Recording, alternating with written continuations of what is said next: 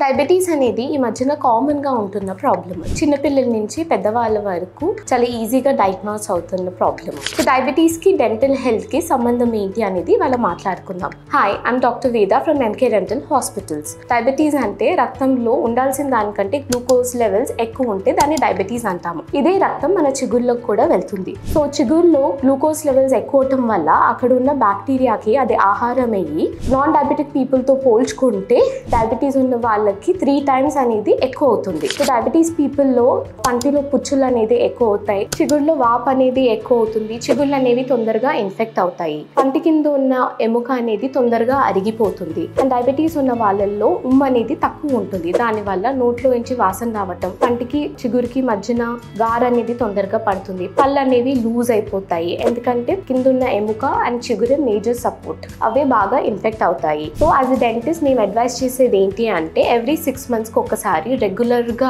Dental checkups చేయించుకుంటే మీ oral health అనేది బాగుంటుంది. ఇన్ ఎంకే డెంటల్ పంటికి సంబంధించి అన్ని ప్రాబ్లమ్స్కి different kind of treatments with advance technology ఉంటుంది. Thank you.